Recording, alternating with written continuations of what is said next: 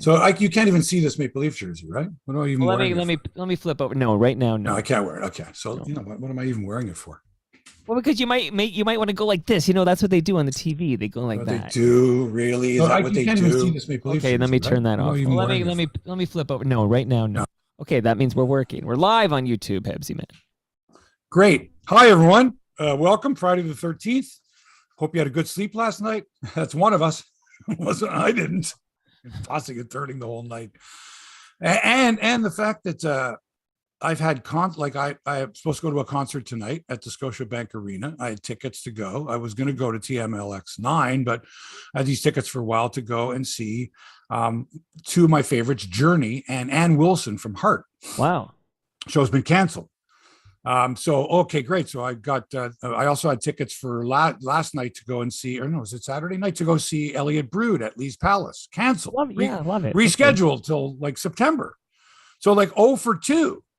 Right? My luck, I would have tickets for Leaf Game 7. The game would be postponed, canceled, COVID, something like that. So when you're looking forward to events and you can't go to them. Anyway, so I'm going golfing like late this afternoon. Like, the sun's up till 8:30. The sun between now and August 28th will never set earlier than like 8 o'clock, 8:30, I think. Love it. Will never set earlier than 8:30 between now and the end of August. Yeah, I think that's great. 8:30. Right? You can tee off at 4 o'clock, 4:30 in the afternoon. So right. That's what we're going to do this afternoon. Okay, well, that's almost as fun as TMLX9, but yeah, no, listen, it's one of those things, and you have them on Friday nights, and usually Friday night, like once I've done the show Friday, I go into complete decompression mode, and then I just get lost somewhere. Usually, actually, on the golf course or something like Thursdays. That. Okay, my friend, you got to retweet that tweet. Okay, tagged you. We'll do. Very exciting stuff. Very exciting. I'm gonna get set up here so I can keep my eye on the YouTube comments over here. But this is a big one. You do that. Oh, and by the way, I have a $20 bet on Bianca Andreescu. She's plus 550 to beat Iga Swiatek, who has won 25 consecutive matches. So if I hear anybody say, "Oh, Hebsy, you don't like Bianca," you can go screw yourself. Okay. I watched her play 3 times this week. She's getting better and better. I'm telling you, she is not in championship form, but I think she could beat anybody on a given day, including someone who has a 25 match win streak and is the number 1 seed, is going up against Bianca today. Bianca's 550 to 1. Right. Wow. That's good odds. So I bet $20 on her. So if she wins, like I get over $100. Well, that does not sound like a flash in the pan to me. And if she loses, then I go back to calling her a flash. No, I think she's going to put up, but she's in good shape. She doesn't show any injury. She's on clay, which is better for your knees and your hips and all that.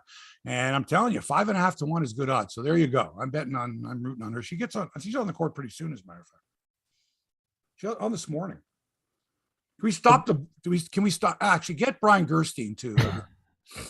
Brian, we need some updates. I thought you were against updates. Remember? Well, in this particular case, since I have money on it. And I noticed, though, you do bet against where your heart is a lot of Sometimes I do. If the odds are good, sometimes I do. So that way, like last night, I bet on Tampa. Right. Knowing that if the Leafs would have won, what do I care for $20? Big deal. I'll spend 20 to get the Leafs an elimination win. No problem. See, that's something I can't do. I can't bet against my heart, because then some part of me will be rooting against my team, and I don't want to have. I want to be all in. Like I want to try it sometimes, man. It's way better for you, because at least if your team lost, you made a couple of dollars. I'd rather go broke, Hebsy. No, you wouldn't. No, you wouldn't, Mike. You wouldn't rather go broke. You wouldn't be on the street corner going, "Hi, I bet. I bet all my money. No, I didn't hedge my bet. Yeah, I know. I should have done what Hebsy. I should have bet against the Leafs last night." Right. So what I'm saying to you is that if the Leafs are winning, I'm not thinking about the $20 I lost. That's entertainment money to me. That's like admission fee. But the game is what I don't get. If they do lose, which they did, it's like, oh man. Oh well, wait a second. I got enough to buy. You don't need anything else to hook you into the game. You're already invested in the game. The betting gets you involved in games you would otherwise not care about. You think I root less for the Leafs if I have money on the other team? No. But you're already into the game. You don't need to. Right, exactly. And if they lose and I'm heartbroken, I go, somebody comes on and go, interesting. How much are you? Not always. Sometimes. Okay, did you retweet that tweet? I gotta check up on your tweets. Okay, let me see what's going on. I just retweeted the tweet. Did you tweet it? We are live. Join us. Woohoo. Wow. Okay, and Scott Carson is our guest today. Yeah, I posted. See the picture that I. Yeah, somebody said it looked like yeah. Dave Coulier.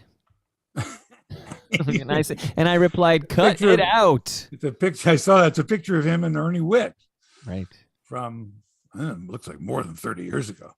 Anyway, we've Ernie. been doing it for 30. Guys, been 30 years. Okay, how do I get a job like that? That's a dream job. Yeah, we're gonna find out. Hey, you know when the scoreboard at Exhibition Stadium would say, "We want to hit, we want to hit." This was one of the things that would go on there. My brother Ryan thought they were saying, "We want wit, we want wit," and it was the funniest thing. I'm like, Ryan, you can't just put him up there. Like he's got to be in the batting order. You come around once every 9 at bats. You can't just put up wit because it's time for wit. Anyway, I just thought it was funny. We want wit. Well, in the early days of baseball in Toronto, Major League Baseball, we didn't. What the fuck did anybody know? Right. I knew. Yeah, I knew as much as as anyone. That's right. Or more. Well, your parents were doing the honeymoon. Yeah. I mean, baseball was a big part of it. But people who went to the games in the early days, they I don't know rules. First of all, they didn't serve beer till 1983. So you're at a ball game. There's no beer to drink. So right, sounds horrible. And then one nerd sitting in the corner, Geddy Lee probably, or me, scoring the game. What the hell is that guy doing? Because no other sport do you do that. People don't sit at the hockey game going, like they might write down the goals and assists. I never see that. Never see that, right? No. But baseball is just totally different. So we didn't know anything about baseball. We knew nothing. We started from zero for the most part. We want wit. We want to hit. Or starting the wave when the other team's at bat. No. Hey, you ready to? What is it? Almost time. It's up to you. You can start. Actually, you start. It's a cold opening. You know that. Yeah, that's what I'm going to say. You start the show. I just got to be ready to fire off that Los Lobos. Let's go. Cold opening. Okay, give me the. Hold on, I do like to. I always record the backup because I think one day I'm going to get a phone call from you that says, "Oh, I'm trying to get this out of the, the YouTube, and it's not happening." So. Okay. Yeah. One day that's going to entertain the troops for a second. All right, troops. Tonight is TMLX 9. Join me and other FOTMs at Marie Curtis Park at 6 p.m. tonight, Friday the 13th. And if you need a map, heck, you could just Google TMLX 9, or I'll put a link in the YouTube channel right now. I'll put a link that says where we're going to gather tonight at 6 p.m. You always get good weather for that, don't you? I've been very lucky because I would do this even if it was snowing. I'd be doing this. So I know.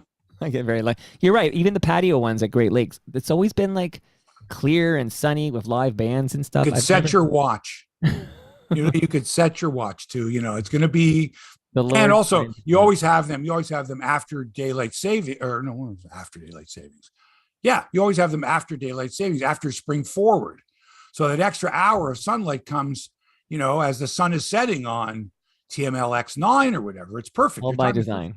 Okay. Okay, let's go. 9:01. Okay. Right, you give me the finger and we go. I'll give you the finger, all sort right. of. The following podcast is brought to you by Crossman's Golf and Country Club in Burlington. Just 45 minutes from downtown Toronto, you'll find the most beautiful and affordable public golf course in Ontario, maybe the world. $1 million views of the Niagara Escarpment. You never seen the Niagara Escarpment? I mean, it is gorgeous. It's a thing of beauty. Outstanding customer service. Beautiful banquet facilities, practice facilities, great pro shop, and of course, fabulous golf on a championship course. But what really makes Crosswinds special? The people. They care about your experience right from the time you drive through the gates. So what are you waiting for? Go to crosswindsgolf.com, see what they have to offer. You'd be a fool not to. And when you get there, tell them Hebsy sent you, okay? All right, Mike, let's start the podcast.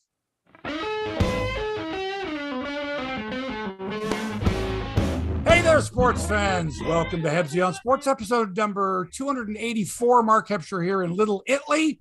Toronto Mike looking after the mothership in New Toronto. Oh, my God. I didn't sleep last night. I'll be honest with you. I'm on fumes this morning. I maybe got an hour or two. Why? Because I'm a diehard Toronto Maple Leaf fan. Why? Because they didn't do the job last night. They didn't get it done last night. They didn't do it. And we're all going to pay for it. We're all going to pay for it. Okay. Another night, restless sleep or no sleep at all. Saturday can't come soon enough. Let's go. Or do we want to wait? Do we want to wait? Can we wait like a couple more days? Get this loss out of our system and then come back fresh? No, we got right back into the fire. right back in. Can we find a way to get Tampa's flight delayed, or customs and immigration officials being especially harsh maybe on the team? I would never wish for a COVID, outbreak. Never. I would never. But if it's going to be a mild one to help the Leafs win, a suspension, can we get a suspension of a player on Tampa? Something. We need a break. Here's what we really need. We need the fans to be louder than they've ever been in their lives. We need the fans to be so loud that the other fans are going, stop being so loud. I can't hear myself be loud. It's got to be ridiculously loud. Chicago Stadium loud. How about this? Dave Matthews Band loud. Wow. Anyway, that's what it's got to loud? be. That's loud. Have you ever seen Dave Matthews Band? No, Jeez, never. Fucking loud. Game 7 tomorrow. I'm grumpy today. I hope not to be grumpy for much longer. Do or die. We'll get into that, plus a bunch of elimination games ahead of this. Is the best Stanley Cup first round ever. I mean, every single day, like 2 teams have gotten through to the second round. 2. St. Louis won last night, and Colorado won like a week and a half ago. Right. Wept out Nashville. Right. Anyway, everybody else is alive. Everybody else is alive. NBA playoffs saw the Heat take out the Sixers in 6 games. Suns and Mavs will go to a 7th game, and 2 more series can end tonight. It's been wild. This has been wild. And remember, this is the first time ever that the NBA playoffs preceded the Stanley Cup playoffs. So you're right in the thick of it. It's just fantastic. Just great. The Jays fall 6.5 back of the ridiculously good New York Yankees. I hate the Yankees. I got an I hate the Yankee hanky from back in 1978. It says I hate the Yankees. Well, 1 BJ is better than 9 Yanks. Oh, God. We'll talk baseball and lots of it with our special guest, the third man in the booth on Blue Jays TV broadcast for the last 30 years. Wow. Imagine the stories this guy has heard. Imagine what's gone on under the table there. I wonder who wears pants in that booth when it's 100 degrees. We'll find it all out from Scott Carson. And I have a little teaser for that. And you don't know this is coming, and Scott doesn't know this is coming, but I dropped episode 1050 of my show today, which is in tribute to 1050 Chum when it was a top 40 radio station. And radio executive and Chum guy Chuck McCoy drops a bomb, like a truth bomb, a scandalous truth bomb. And I'm going to ask you guys about this when Scott's on the program. Wow. Yeah, that's fantastic, Mike. That's a teaser for everybody. So hang in there. This is going to be big. Wait, I have to absorb that teaser. That's something. I can hardly wait for that. Can we fast forward to that? We're going to talk tennis. We're going to talk golf and even sports gambling concerns. Because I don't know if you've been watching Hockey Night in Canada. Yeah. I don't know if you've been watching the intermissions at all. Sometimes you watch them. Sometimes, you go to the fridge or you go to the bathroom or make a sandwich or whatever it is. But I mean, it's weird, man. I mean, it's weird. I'm telling you right now, Ward Cornell and Ed Fitkin and Jack Dennett are rolling over in their graves. And Bill Hewitt and Foster Hewitt are rolling over in their Hockey Night in Canada. It's like, while the game is going on, plus 250. Look, I know gambling. And they go whipping through some stuff there, with like, what the hell? Yeah. Are people really betting on the game, like mid-game kind of a thing? Like, sure they are. Okay. It must be. I guess they are. I guess. Did you see there was a tweet? Jimmy the Greek? I'd like to see Jimmy the Greek. He was great till that one comment he made. I know. Eh? But before that, it was good. He had the medallion around his neck. Look, I know a few things. I got some inside information. Washington is going to win. Yesterday, Ashley Docking on Twitter criticized the Sportsnet telecast of Leafs versus Lightning for not having any women on the show, like no women representation. So are we at that point now where when there is an all male show like we had yesterday that it's wrong? Who? What are you talking about? Your listeners know, and you know as well. Ashley Docking? Nobody knows her. What does she do? No, I'd say 99% of your listenership. So she's looking for clicks. She's looking for people. Yeah, I'm just asking your opinion on that. Like now are we at a point where I didn't notice because I thought it was a good telecast. Now, is it my fault that the executives at Rogers didn't go, oh, we don't have a woman there? Damn it. Get me a woman. You know what? Come on. Are we reached that point? Okay. And is Ashley, what's her name, watching to see, is she monitoring number of women? She's monitoring. That's what it's all about? Right. Could have been a great broadcast. I wasn't paying attention. There were no women. Come on. Okay.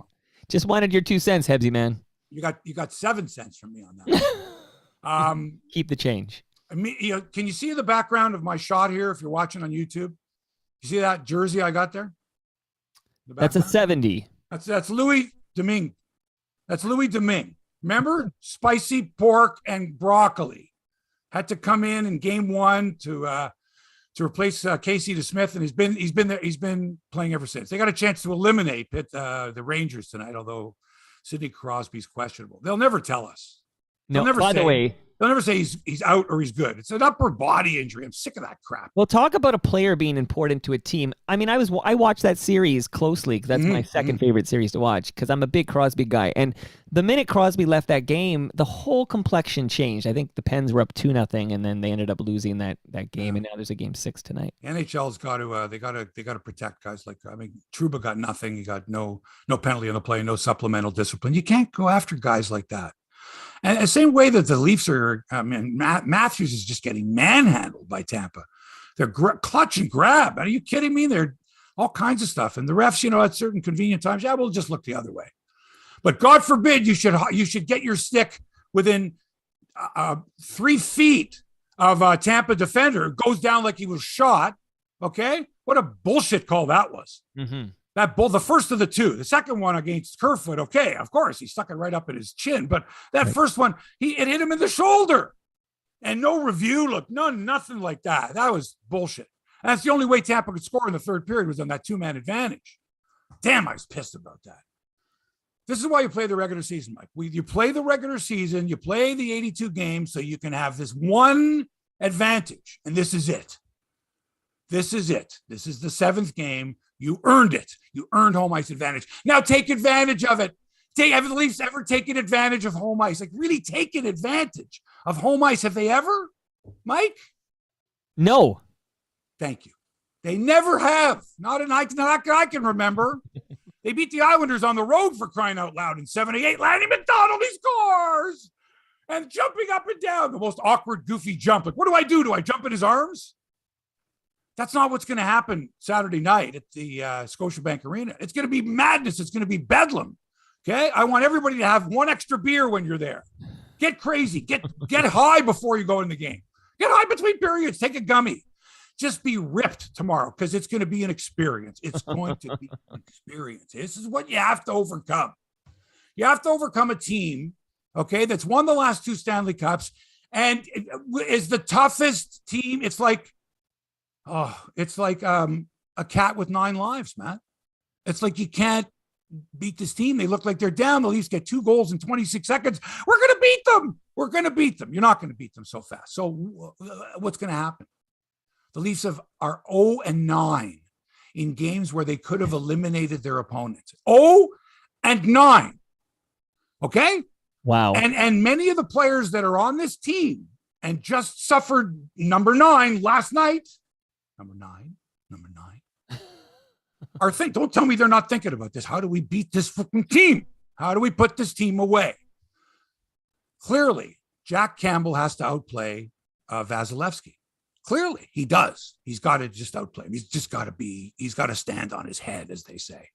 Figuratively, folks. Okay. Now, he doesn't literally, like I heard someone the other day. No, he doesn't literally stand. No. He figuratively stands on his head. Okay. Hopefully, Idiots. hopefully. When someone says he literally screwed himself into the ground. No, he didn't. You've got the wrong word. You've got it messed up. It's like someone who says, I could care less when they mean to say, I couldn't care less. It means I'm with you. Care any less on that. So right. Anyway, so when I hear that, he says, he literally has to stand on his head. Shut up. He doesn't literally so Campbell's got to outplay Vasilevsky. And the crowd has to be as loud and as supportive as any crowd has ever been for their team or individual in the history of sport. You got that, Toronto fans? I've been chirping about this since I've been knee-high to a grasshopper. We're not loud. We sit in our fucking hands. Okay? We look at the person next to us. Oh, I don't want to draw attention to myself. Fuck that. I want you to make noise. I want it to be so difficult for Tampa to play. I want the crowd surge to be like the first 10 minutes at the Chicago Stadium, where they provide so much energy to the home team that the opposition is afraid. They give the puck away. They cough it up. The goalie lets a big rebound go. Boom, you got a goal. It's called home ice advantage, something hitherto unknown to Toronto Maple Leaf fans. Really, because other teams love, we love playing in Toronto. Our family's going to be there. You don't think Stamkos's family and all these other guys from, from Ontario? Oh, for sure, man. Toronto? Absolutely. Anyway, let's see. So here's what happens last night. Kerfoot decides a real cute move with TJ Brody. Kerfoot. I think I'm just going to pass it back here. Oh, God, no. Andre Palat scores. What another? Late in the first period. After the Leafs played, I thought, a very good period. And then second period, shorthanded, beautiful spinorama by Anthony Cirelli. And now it's 2-0. And you're going, like somebody said, 2-0. We've got them right where we want them. Because that's what happened like last game. That's what happened in game 5. Tampa led 2-0 and we came back. Right. But then beautiful man, Matthews. He's so good. He's just so good. He beats Braden Point, gets to the right spot in front of the net, makes the tip of a Giordano shot. By the way, whenever I hear Mark Giordano, I think of Mark Jordan. Don't you? I think Mark Giordano and Amy Sky. It was just like Mark Giordano. It's like, Mark Jordan. Giordano. So Mark Giordano. And remember, he said it's not Giordano. It's Giordano. So Mark Jordan. Mark Giordano. Marina Del Rey. Anyway, I just thought it was pretty good. Anyway, so Giordano shoots. Matthews tips. It's 2-1 late in the period. Then John Tavares at Capitan. One gorgeous goal. One he got credit for that Vasilevsky poked into his own goal, trying to be, flamboyant or I don't know, whatever. I was giddy. I'm sure everyone else was. It was like, what? It was 2-0 and 2-1. It's 3-2 Leafs. And now we go to the intermission. And I'm just like, I'm skipping through the apartment. I'm la-di-dee. This is fantastic. You were literally walking on air. I wasn't, but I was literally skipping. A lead in Tampa with 1 period to go. Come on. But then the refs conspired to beat the Leafs. That's all I can say. A ticky-tack high-sticking penalty to David Kampf that should have been reviewed because the Tampa player, I think it was a foot, faked like he had been hit in the face. And that's really all you have to do to draw a penalty in the NHL. Drop your gloves, put your hands up into your face and go down.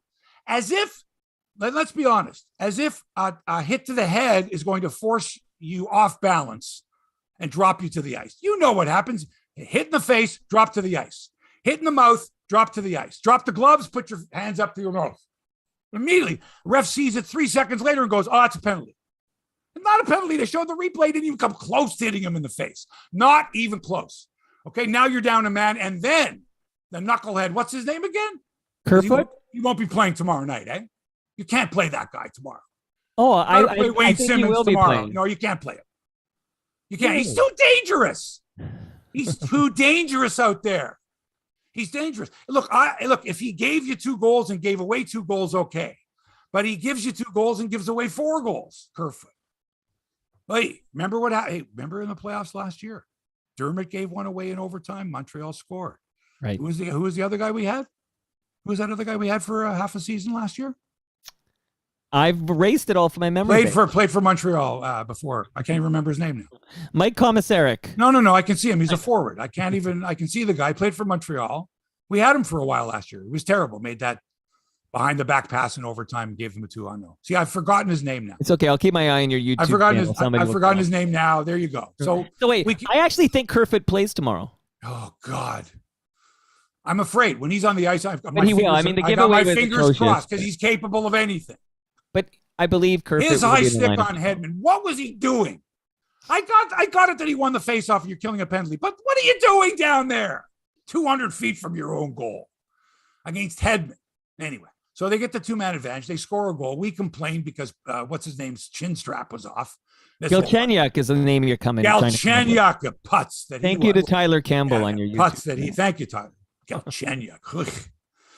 Anyway, the refs look the other way. Matthews is held. Matthews is hooked. Matthews is otherwise stymied by the Bolts. They get the overtime winner. We're tied 3-3. Game 7, Saturday night.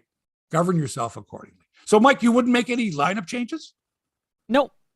I thought they played well. I really did. They played well. I mean, they could have lost it in regulation when that one guy from Tampa missed the yawning cave. Right. Yes. Right. Anyway. So I watched last night, of course, excited to finished this up, but never truly believing this thing was going to end in 6. I always felt like we'd win 5, lose 6, and then Game 7 would be a coin flip. Paikin and I are on the same page here. So I was not at all like I didn't have trouble sleeping last night because it was as I expected it to. You've admitted defeat already. You've got the defeatist Toronto attitude. You know they're going to lose Game 7 now. You're prepared. No, you don't know, but you're prepared. I don't know, but you're prepared, right? I'm excited to be surprised. You're excited to the game. Win. You want to see a great game, but you're prepared. And you made some money yesterday because you bet on Tampa to win that game, right? I did. Do I feel any better about it? No. Well, I would give the money back in a second. I would give it back and then some. Back to Bodog if I can get that Leafs win. Tell me your predictions for Game 7. I have none. I have no prediction. I called Tampa to win the series in 7 initially. I said it was going to be a hard-fought series. It's going to go 7 for sure. And they've got the experience, and we don't. I hope the Leafs prove me wrong. Meanwhile, Edmonton. Yeah. And the Kings will play a 7th game tomorrow in Edmonton because the Oilers beat the Kings 4-2 in SoCal. The Oilers without the suspended Darnell Nurse, who pulled like a Bobo Brazil on that guy the other. I can't believe that he did that. It was a Zinedine Zidane. Boing! Won't go butt there. Without him, took a 2-0 lead on goals by McDavid and Evander Kane, who's been terrific. Ooh. Kings tied it early in the 3rd. Then former Leaf Tyson Barrie, he scores at 14:50, the winner. And then Kane with an empty netter, final score 4-2. And back to Edmonton, they go for Game 7. Elsewhere, Boston forced the 7th game tomorrow afternoon in Carolina after beating the Hurricanes 5-2. And the St. Louis Blues eliminated Minnesota, winning 5-1 last night, eliminating the Wild in 6 games. Tonight, 3 elimination games. Pittsburgh with Sidney Crosby questionable. Can take out the Rangers Game 6 in Pennsylvania. Got the Louis Domingue shirt here. I like Pittsburgh. Louis Domingue is very good friends with my next door neighbor. Oh, interesting. Tony, yeah. So I said, give me the jersey. We'll put it on supply. And if they win, we all go out for spicy pork and broccoli. That's right. Louis Domingue. There you go. It's a good one. The King. Louis Domingue, the King. Oh yeah, the NHL I think needs to protect its superstars. I watched that hit on Crosby. You can't be doing stuff like that, man. I don't like that. I hope he plays. The NHL is so much better when agreed. Is playing. Meanwhile, Florida can eliminate the Washington Capitals in Game 6 tonight in DC, and the Calgary Flames can advance to the 2nd round if they can beat the Dallas Stars tonight, Game 6 in Big D. Wow. And Dallas is having a time because the Mavericks, man, came back to beat Phoenix last night in the NBA playoffs. Boy, it was very, very exciting. Get to that in a second, but first, the Miami Heat eliminating Philadelphia. Bye-bye, Sixers! And whiny Joel Embiid, who was awful last night, 7 of 24. Finished with 20 points. Unfortunately for the Sixers, Danny Green went down very early, 3 minutes in with a knee injury. Did not return. The Sixers had to scramble to replace him. James Harden was horrible. Fucking horrible. He's shit. Yeah. 11 points and 9 assists. Do you know that he took 9 shots, though? Do you know that he took 2 shots in the second half, James Harden? 2 fucking shots in the second half. He just doesn't seem to give a shit. Like, you don't see a lot of energy plays out of a guy. No, they're out. And Embiid, even post-game, Embiid took shots at Harden. Said that he wasn't aggressive enough. It's addition by subtraction when you cut losses like that. Jimmy Butler was awesome. 32 points, 8 rebounds, 4 assists against his former team. And Miami now advances. In fact, Harden was as much of a non-factor in these playoffs as Ben Simmons was a non-factor for Brooklyn. And Dallas forcing Game 7, beating Phoenix 113-86. Luka Doncic, 33 points, 11 rebounds, 8 assists. Phoenix has to win a 7th game at home after finishing with the NBA's best record. Wow. Phoenix was 64-18. Phoenix was 32-9 at home all year, and they've got to win Game 7 to eliminate Dallas. Tonight, Milwaukee can eliminate Boston in Game 6 at Milwaukee. Golden State can eliminate Memphis in Game 6 in California. Have been watching any baseball lately, Mike? This Blue Jay team? Oh, yeah. When I'm not watching my Leafs, I'm watching the Jays. If there's a game on, yeah, sure. What do you think of the umpiring? Time for robo-umps. I've been thinking the same thing. But so many missed calls. It's like so many. And I'm thinking, this idea of, having one challenge, you need more than that. A challenge in the 4th inning or 5th inning, if the leadoff runner is safe route at first base, That's tough because if you lose that, you're out of challenges now. And I don't like this. I don't like it in hockey either. I don't like, or in basketball, I just don't like the whole, we're challenging the call. You do need robo officiating. You've got to have it. It's time. Like, get it right. I think it's more, we're at a point where it's just, get it right. Take away. And even with the, like, how would the robo umpires have handled this? Like the other night when Yimi Garcia gets thrown out of the game, right? There's a 3-run homer. Donaldson's up. The game's now tied. Strike one to Donaldson. And then the next pitch gets away from Yimini Garcia. I was going to say Yimini Glick because I hear Yimini Garcia again, it's just I think of Martin Short's character. But anyway, everyone's like even Dan Shulman is very like he's down the middle. I mean he's the Blue Jay announcer and he is somewhat has to be not somewhat biased, but but even Dan's like the voice of authority. He's going, come on, you can't throw a pitcher out of the game for throwing at a batter when the balls have been slippery and it's an 0-1 count. Right. Pitcher, you don't throw it, people. That's not when you throw it, guys. You just don't. Now, before our guest arrives, and we're going to talk more baseball, obviously, with Scott Carson, can I just go back to the Leafs for a minute here? I just want to know, because you've been around a little longer than I have, but what are you saying?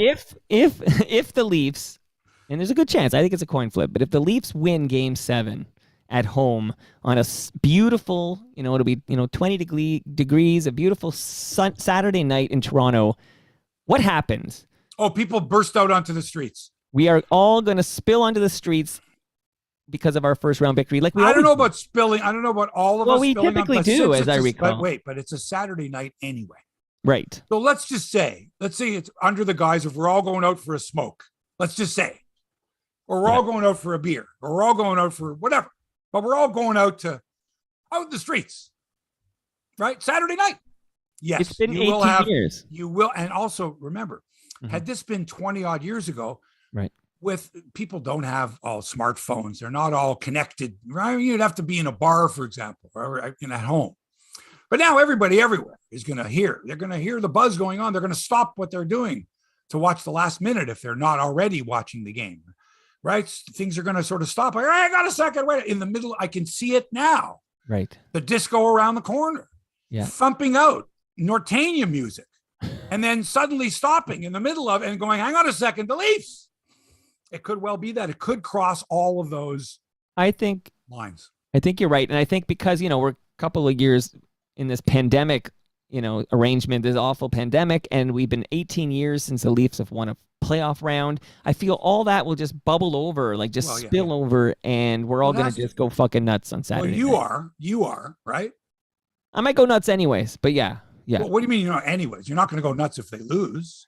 No. Like you'll go nuts inside your house, but you're not going to go. Mind you, that's a joke. But it could be if the Leafs lose and they lose in such a fashion that everyone runs to their window and does the old Peter Finch thing from Network. I'm as bad as hell. I don't know, man. I just it gets the game can't come soon enough. All day long, I'm going to be pacing, like I was yesterday, pacing around. And I kept checking the time. When does the game start? When does the game start? And this is just a win. This is just to win a first round match for crying out loud. Okay, listen, I got that clock every 5 minutes. I was checking the clock, like when's puck drop.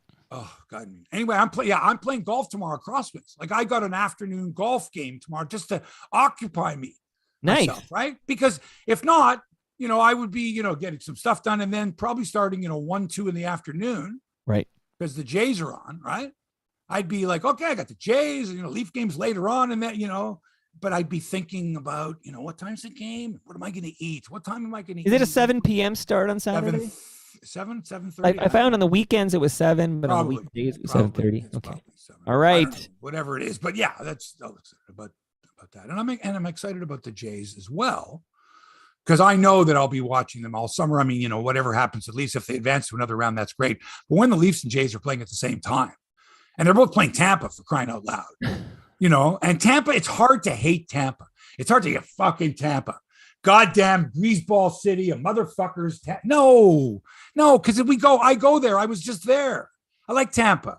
I like the people of Tampa. I like the area. I've been going down to Tampa, St. Pete. You like the weather. Clearwater for the longest time. Nicest people down there. Dave Randorf does play-by-play. He's a buddy of mine for Tampa. I like Tom Brady. I just like it. I can't hate Tampa. I hate them. I hate the Rays. I hate their stadium.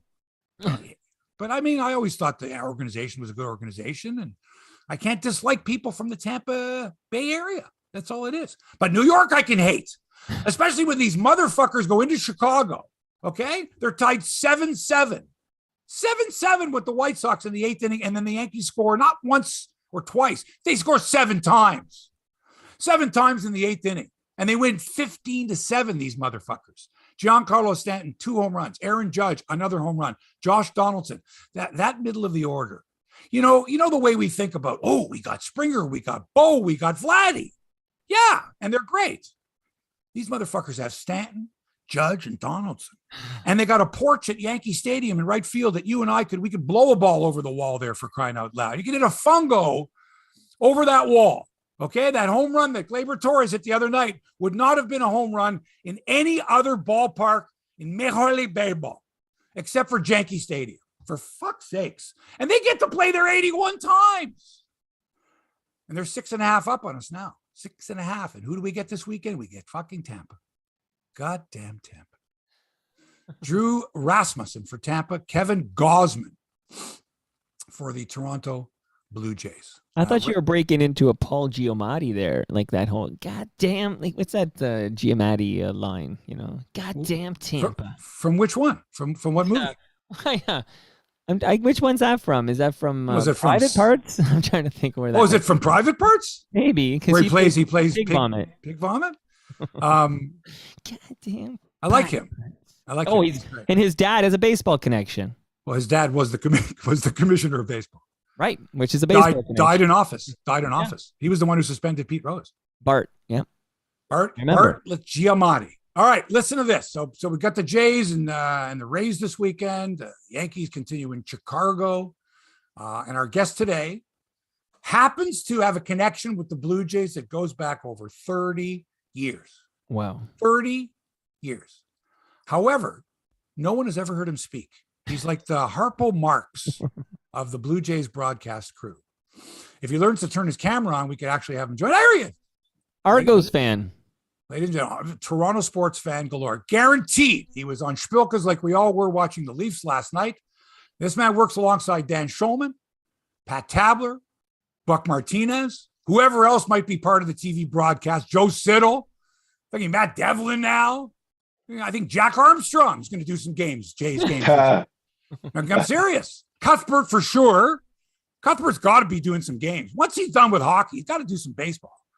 Right? Jim Houston, I'm sure he's worked with. Anyway, originally from West Hill, Ontario, next to Paul Tracy, I would say the second most famous person from West Hill, Ontario. Ladies and gentlemen, stats guru, Scott Carson. Tipping my cap to you. Great to be on with you.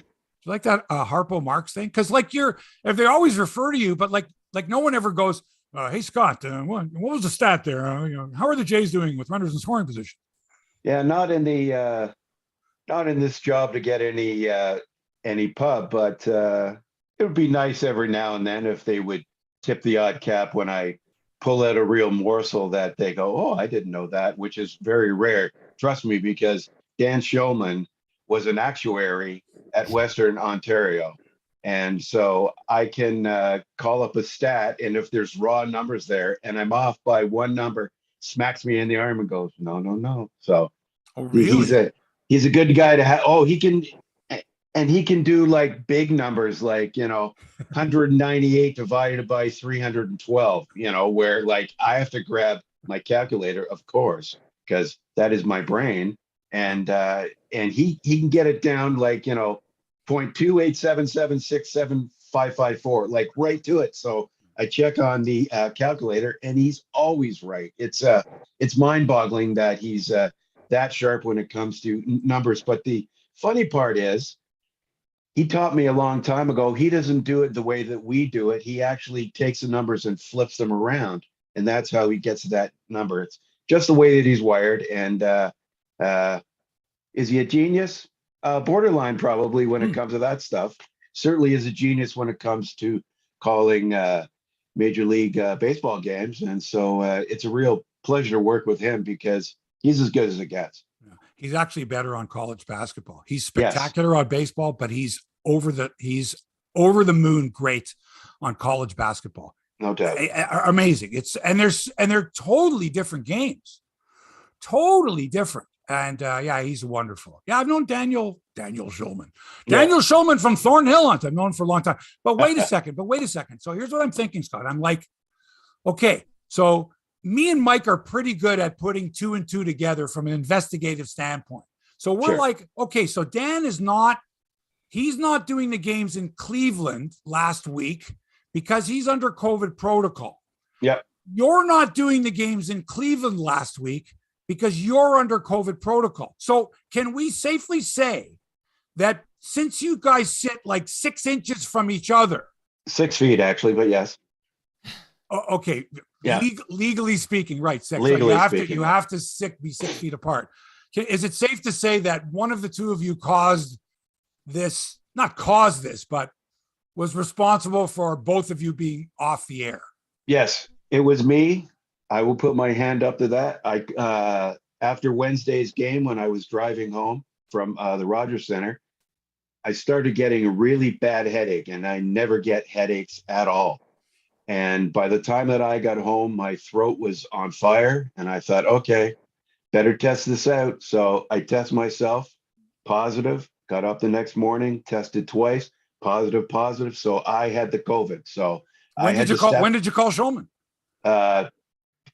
First thing in the morning, we were in contact through Rogers, and I said, I just tested positive. And I'll tell you what, thank goodness I was double vaxxed plus a booster, because I can't imagine how sick I would have been, because I was very sick. Wow. And it took me 5 days to get through that. Now I'm good to go, going back to work tonight, finally. So had to miss 8 days with COVID. Not going to put it on my resume, but I did have it, went through it. My wife had it too, but it was when I was down at spring training. So I didn't get it from her. I'm not sure where I got it from, because I've been very careful, except for those trips down to the States to do Jays games, 17 days in Florida, which was the Wild West. I mean, you would have thought it had never happened at all down there. I know. I was down there at the same time. I was down there in March. That's right. I tried to break into the training facility. Yeah, I tried to break into the training facility. I just missed you. That's right. And then you're right. It was very lax, very lax down there. Crazy. I mean, luckily on Air Canada, you have to mask. So back and forth, I was maxed that whole time, and then tried as much as I could while I was there. But how we didn't get it there, I have no idea. And then we went on to regular season, New York. New York is New York, of course. And then Boston and Houston. Didn't get it there. But the flights from Boston to Houston and Houston back to Toronto on United, no one was wearing masks except for us on the baseball crew. Wow. So, I mean, not shocked that I got it, but there was enough time between that flight home from Houston and before I actually caught it that I don't think I caught it on those flights. But certainly last Wednesday when I got home, I had it, because like I say, I never get a headache. And my head was pounding, and it was like, okay, this isn't good. So got 3 days of 12-hour sleeps, and it got through me. And now I made a really smart move, though, because the weather got warm here and the sun was out. I sat on the back deck for like 4 whole days. It just soaked up the sun. I thought maybe Mother Nature will help purge me of this. And it worked. I'm good to go now. And quite frankly, champing at the bit to get at it again, because that's the biggest stretch within a season that I've missed in many years. So, and I don't like to watch games on TV. It frustrates me to no end, just because of knowing how my job works. And so now, good to go tonight. Too bad we're in Tampa, where the Jays just play so horribly. So now, you would normally go to Tampa with the crew? Well, before the last 2 years, I would have been there, but we've only been traveling to select cities right now. Tampa was not on the list, so we're doing it from, as we like to call it, a Remy remotely. So I'll be in the bowels of the Rogers Center tonight in our TV mobile, doing my job, looking at a whole bunch of little screens. So not ideal, but it's the way that it is now. I've got Toronto Mike here. I don't know if you guys have met each other before. No, You might never have met. crossed paths, but you should. Mike usually asks some pretty good questions. Last week, one of Mike's spies suggested that Ben Wagner was in Toronto calling the game while Tabby was in Cleveland with a rash. And then a couple days later, we see Ben Wagner in Cleveland with Tabby. So can you provide any insight as to who's where and is Rogers, do they want to be forthcoming as to the location of their announcers, or would they rather just, try to put a great broadcast together and let us figure it out for ourselves? Yeah, we're doing the best we can right now. The commentators are on site because it has to work that way. As we saw last year, there's that lag when we're all in the studio before we finally got back to the Rogers Center in late July there. So they're on site. The rest of us are at the Rogers Center in our mobile, and that's the way that we're doing it until the near or far future here. It's just, excuse me, that's the way it is, and that's what we've been dealt with. So that's how we play the game. Mike, are you satisfied with that answer from Scott? I am fully satisfied by that. Okay, good. They're doing their best. It is a pandemic, and I know it's not easy for everybody working. And I just want to shout out quickly, though, my good friend FOTM Andrew Stokely. I'm sure Scott and Andrew know each other well. Mr. Yes, Audio. we do. Very, very much. He's our lead audio guy and one of the best in the business at his job. And we are so happy to have him, because when we need to hear something in our heads, Andrew makes it happen. Nice. Key member of the committee. Now, Hebsy, may I chime in here and ask Scott Absolutely. something very, very timely here? Okay, Absolutely. so Scott, first of all, pleasure to meet you. I've been hearing your name forever, and I've always Thank wanted you. to meet you. So, hello. Tom Cheek. The sound of my summers, Tom and Jerry. Oh my God, I love the voice of Tom Cheek and listening to his old calls, and we all miss Tom Cheek. But I have a question about the number 4,306. Please tell us the significance of that number, 4306.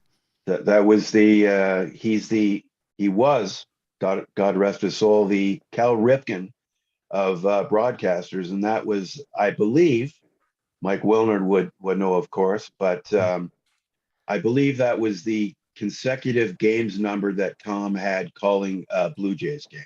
Correct. Right. And we see it on the level of excellence Yes. at the Dome, and absolutely big number. Okay, so just this morning I dropped on Toronto Mic'd, I dropped episode 1050. And Wow. episode 1050 is a tribute to 1050 Chum when it was a top 40 radio station. So I have on these some legendary 1050 personalities, and one of the people I had on is radio executive Chuck McCoy. Do you know Chuck? Yes, I do, actually. Long time ago, but yes. Okay, so I almost feel like I feel like Deep Throat gave me some information. I'm about to break Watergate. One of my favorite movies, by the way. Okay, follow the money, Hebsy. Okay. So according to Chuck McCoy on the episode I dropped this morning, 1050, he says the streak of 4,306 by beloved legend Tom Cheek, who we all miss, is a fraud, because he actually did miss a game to go to his daughter's graduation, but they decided that to just ignore that little detail because this streak was so significant and special to people. Do you have any insight or commentary about that? That is the first I have heard that. I had always heard that his streak ended because of something to do with family. So I think his father's funeral, maybe something. I have no idea, but like I say, that's the first I've heard of that. And I mean, that's Well, whatever. I mean that. Well, if you don't know anymore, only because Yeah, the timing was such. Chuck drops his bomb in the middle of this, retrospective on that's 1050. He drops his bomb, and Chuck McCoy is not just some schlub I met on the subway. Like Chuck McCoy is a radio executive and yes. respected and was on 1050, etc. So when he drops his bomb, I'm like, oh, I have Scott Carson. He's forced to answer my questions today. Like this is all timed so perfect. So Mike, so essentially, Scott Carson nor anyone else has been able to confirm this story by Chuck McCoy, correct? No, right now all I have is Chuck McCoy's. Right. So you only have one source, right? Yeah, of course. So you don't have an independent second source, which means the story can't be confirmed. It's one person saying so. No, but I haven't reported anything. Chuck McCoy has made the allegation. Is suggested. Now I don't know if you're aware, but Tom's streak really should have ended at 466. I did 6 games with him in September of 1979, and he was not well at all and was going to take the day off. Wow. All right. He was going to take the day, man. It was like, no, he wasn't thinking Cal Ripken. In fact, Cal Ripken might've been hadn't even started playing at this particular, there was no Cal Ripken. Right. He was a 15-year-old. But anyway, Tom, he was very sick this one particular week in September. Horrible. Early Win was also sick. I ended up doing a game, and Tom was like, I'm not going to even do it. But he did. Right. So it could have ended at 466 and no one would have known a thing. And and if someone would have said, hey, did Tom do that game? I would have said, yeah, he did. Even if he didn't do the game, even if he was sick and bundled up, I would have said he was there because the game wasn't on TV. There was like 11,000 people there that day. You know what I mean? And there is one FOTM, and Chuck suggested I talk to this gentleman about this allegation, but one gentleman who's an FOTM I will speak to today is Mr. Jerry Howarth, because he'd know. Yeah, he would know. Tom Young would know, I bet. Yeah. All right. Anyway. Yeah, Jerry would know for sure. Can I give you my favorite Tom Cheek story? Absolutely. Okay, this was from my first year, and we're on the bench at Camden Yards. Now, my entire life, you don't hear it much now, but I used to stutter, off and on. It was just one of those things. That day, I was having particular trouble getting some words out. So I was telling a golf story, and I said, and as we pulled up to and I was trying to get the word clubhouse out, but it came out as clubhouse, and I went on with my story. Continue the story, come back through 18. We went into the clubhouse and blah, blah, blah. So later on that day, I'm up in the broadcast booth doing my thing. All of a sudden, I feel this big paw on my shoulder. I turn, and it's Cheek. And he goes, as only he can do, Scotto, I'd like to apologize. My mama had a stammer. Well, I'll tell you what, that's the favorite baseball TV story that we have. Buck says it to me multiple times a year when I get a little caught on my words. He'll go, my mama had a stammer. And it was so Tom Cheek that it was beautiful. I just said to him, I go, don't worry about it. I mean, I've stuttered my whole life. And so, we all miss Tom. He was a beautiful man and one of the nicest gentlemen that I have ever come across doing this job. And we miss him dearly. He was incredibly supportive to me. Avuncular is the word I think of with Tom Cheek, because he was like your uncle. He was looking out for your best interests. When he saw me on television, the first time on television, I did a CTV Wide World of Sports thing, motocross for Johnny Esau. And Tom saw it. And the same thing, big hand, put it on my shoulder. He goes, you know what? You should be doing television. Like that, just like that. Yeah. And, that makes you feel so great. Wonderful guy. So 4,306. I like that number. The man deserves all the accolades. Hall of Famer. He sold baseball to Canadians for many years when the team was very bad. All right. Cold frickin' winters in, whatever the town was in Alberta with the BlueJays caravan, emceeing, doing players, him, they did that for years. Him and Early Win, first few years, Jerry Howarth after that, great guy. How did you get this gig, Scott? Like, how did it, like this, like, I would have loved, if I knew that this gig existed and I was in high school, I would say, that's what I want to do. I want to do that. I want to watch every baseball game and come up with these stats. That people are like, oh, I didn't know that. Well, it all started for me when I was around 8 years old. That was back when we only used to get 2 games a week. Remember, you got the Wednesday night Expos game on the CBC, and then you got the Saturday afternoon game of the week NBC. You know, Kurt Gowdy, Joe Garagiola, Tony Kubek, that whole scene. So when I was around 8, I started really watching baseball, mostly because my mom was a huge baseball fan. And whenever the game was on, it was guaranteed she was sitting in front of that TV watching the game. So I used to take a piece of graph paper and draw out a crude score sheet, Yep. just using a ruler and a piece of paper. And I learned how to score that way. And not sure if you remember, but back in the day, they would actually show you how to score inside of a program. Sure. It was always right in the middle, right around where you would actually keep score within. And so, I learned about 5-3 and fly out to 7 and E6 and all those things that way. And so fast forward to high school now, and I'm in grade 13, back when they had that, and trying to figure out what I wanted to do. My dad and my 2 brothers built airplanes at de Havilland for, as long as I can remember. I didn't want to do that. I wanted to go my own way. So it was about, I believe it was July 82. The original TV stats man, a man by the name of Doug Kelcher, I know Kelch. was my high school football coach. And so for whatever reason, it was, the old fork in the road of life. He had been hired to do the NBC game. They were coming to Toronto for the first time. It was the Oakland A's at Exhibition Stadium. And he said to me on the Friday, "What are you doing tomorrow?" I said, "I got nothing going on." He goes, "Want to come down to the game and sit in the broadcast booth with me?" And, my eyes were like, boing.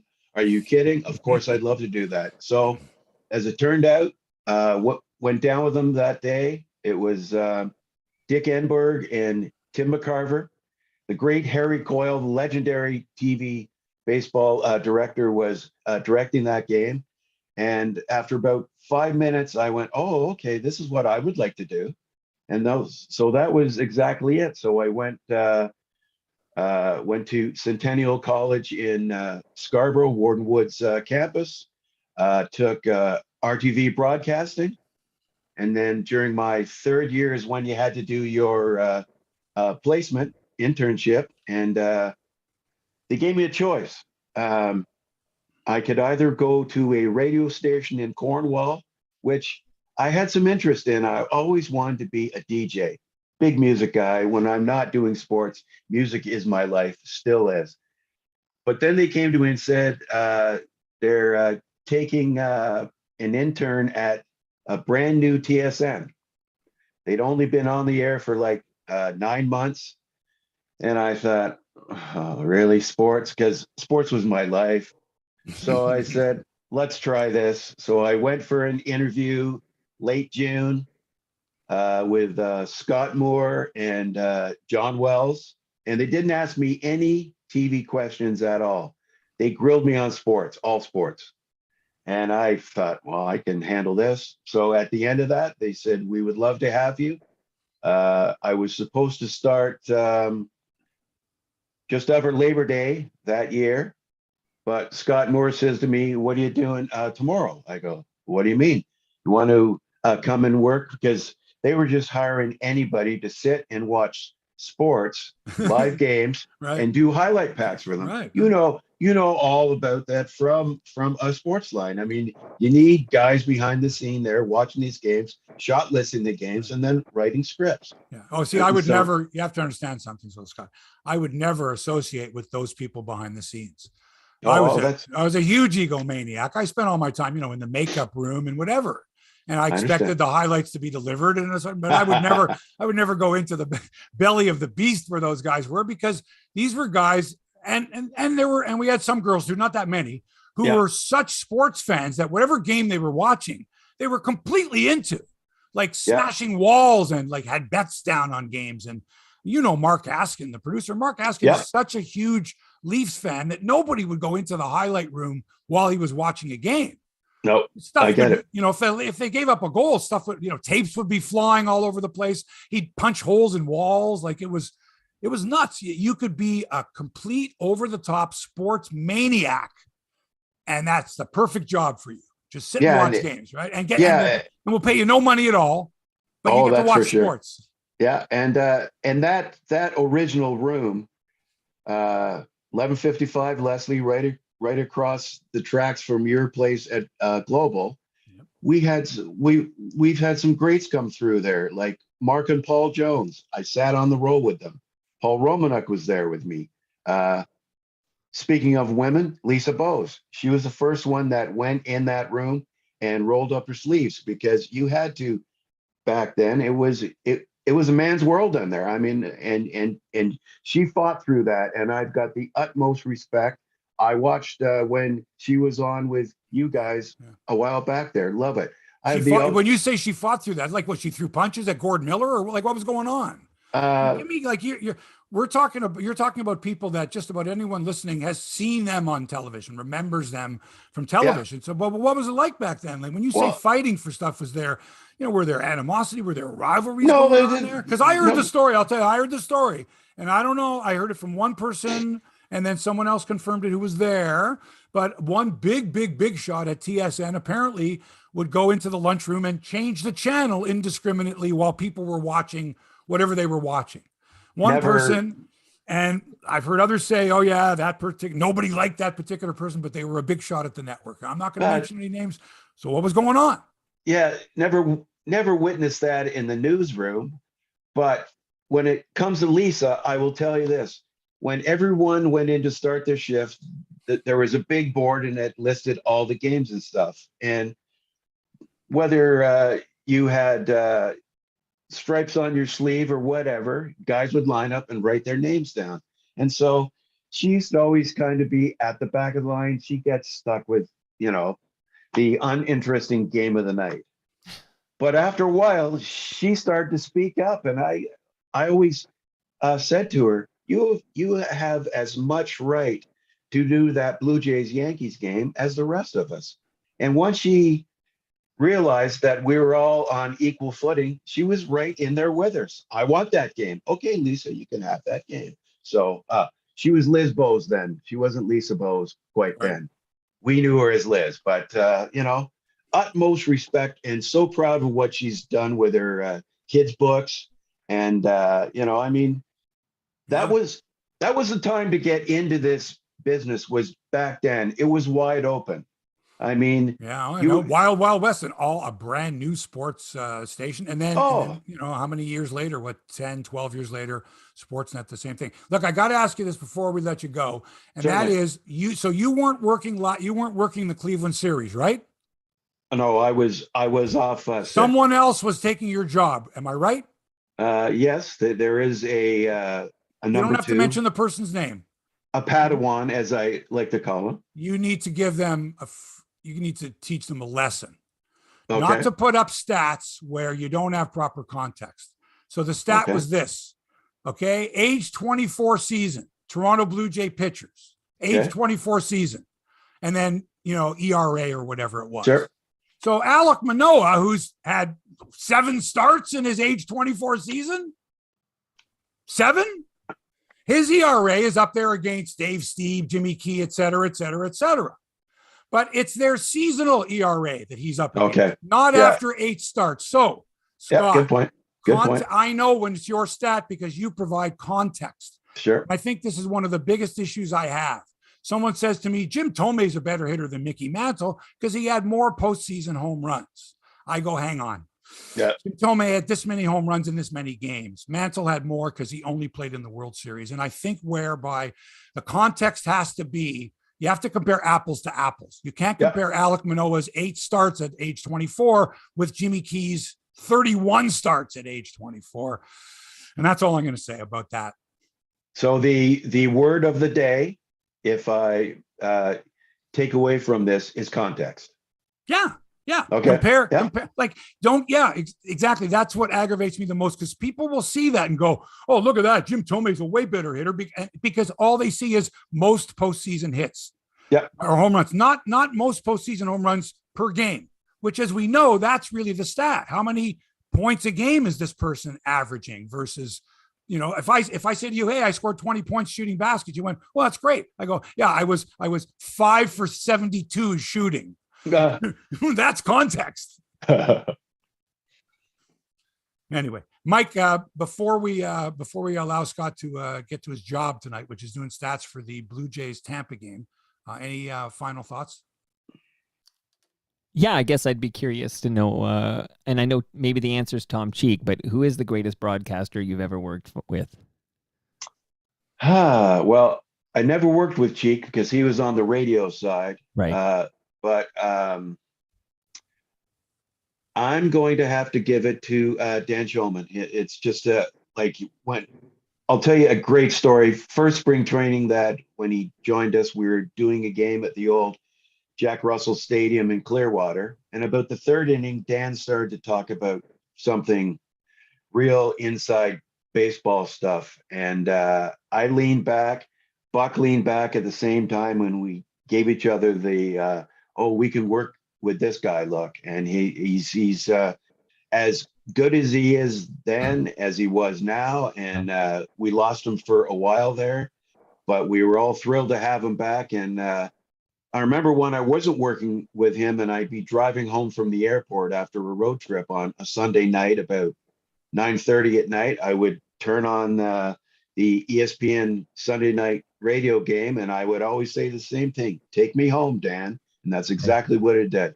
Great pipes and so knowledgeable. And he's one of those guys too, who never goes, none of that. Very clean broadcaster, great pipes. And now his son, Ben, is calling minor league games, like Fort Wayne or something like that. So following in his dad's footsteps. And I'm sure if he's half as good as his dad, he'll be great. That's amazing. And just before we say goodbye to you, do we have an update by any chance on how Buck is doing? Everybody's thinking about Buck these days. Do you have any insight into how he's doing these days? I haven't spoken with him personally. He sent me a text last night during the hockey game. And it was just 3 words: go Leafs, go. So I would expect he was looking in on the game. Haven't really heard anything from him personal, but he's a very personal guy, and these are personal times for him. But right, of course, until we hear something bad, we're all having great thoughts. So, because nothing bad will happen if we all think good thoughts. So we miss him dearly. I've been working with him for 30 years off and on, and can't wait to have him back. Nice. That, folks, is Scott Carson, third man in the booth on Blue Jay broadcast for the last 30 years. And as you can see, diehard Toronto sports fan. Argos, Leafs, Jays, TFC, Raptors. There you go, from West Hill. Thanks, buddy. Appreciate it. Have a great game tonight. Thank you. You give our regards to Mr. Shulman, Mr. Tabler. If you are talking to Buck, please send our best wishes to him as well. And have a great game and a good series this weekend against Tampa. Thanks very much. Great to see you guys, and stay safe. Thanks, buddy. That is Scott Carson, ladies and gentlemen. The guy had COVID, man. Can you imagine?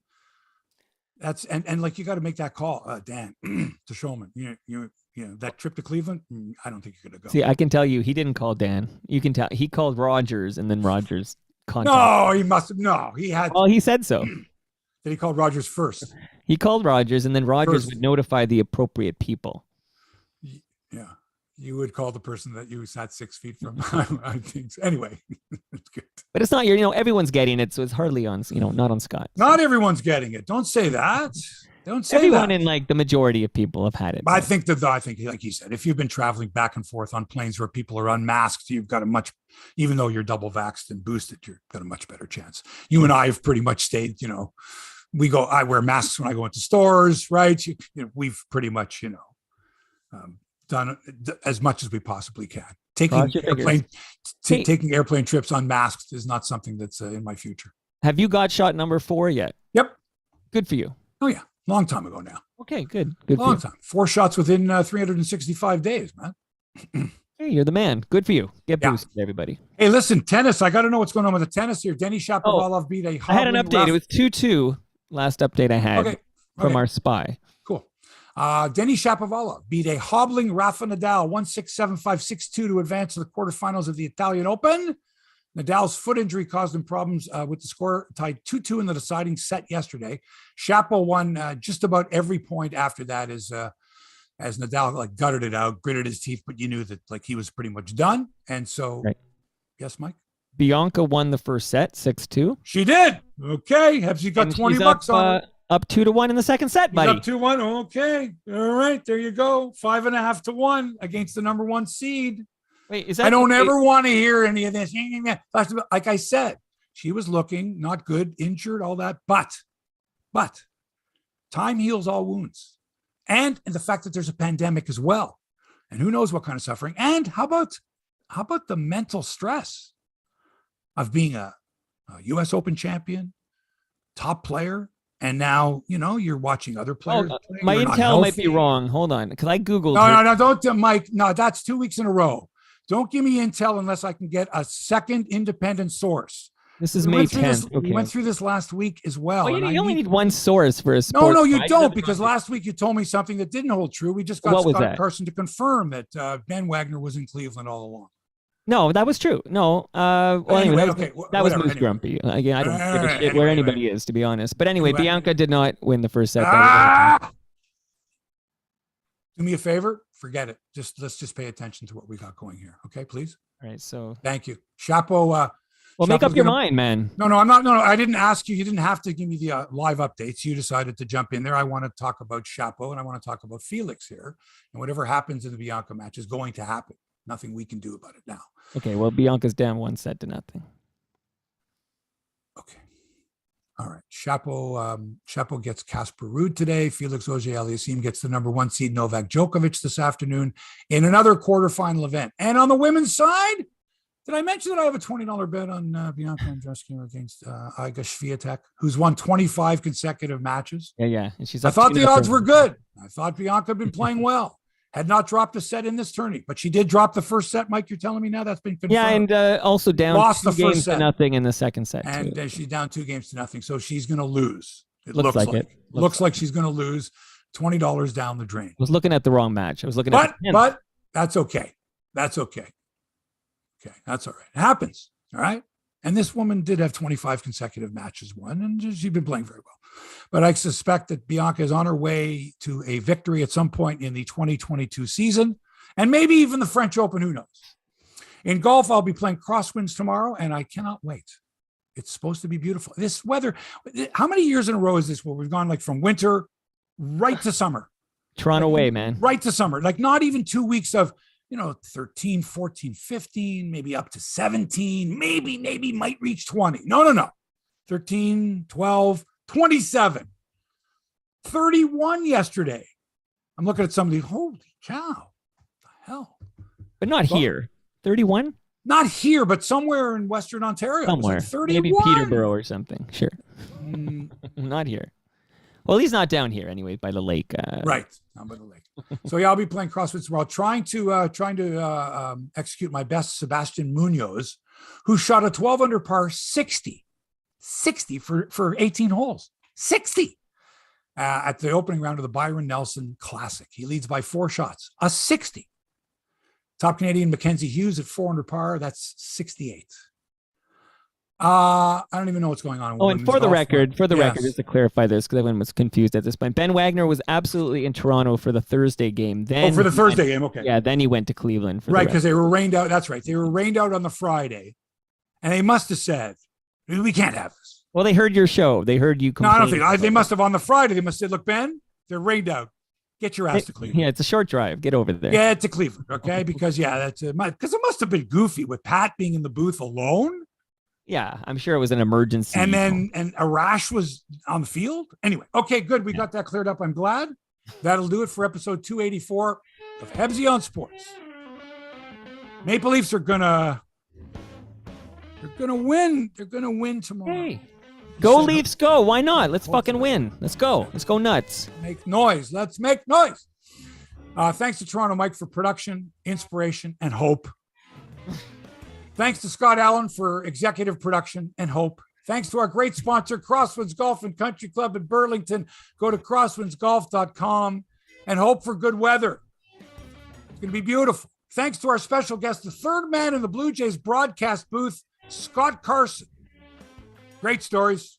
Tom Cheek, Dan Shulman, and others. How do you get a gig like that? Eh? You sit there, you don't say a word, you do stats, you get your little you get your little trigonometry kit out there, you get your little internet, get your stats happening there, you get to watch the ball game. What a great gig. Anyway, thanks to all of you. Thanks for allowing us into your headspace. We're back with another episode next week when our guest will be former National Hockey League referee, Tim Peel. That's right. Should have been able to retire last year, but no, they fired him. We'll talk to Tim next week. Looking forward to that. Until then, so long for now.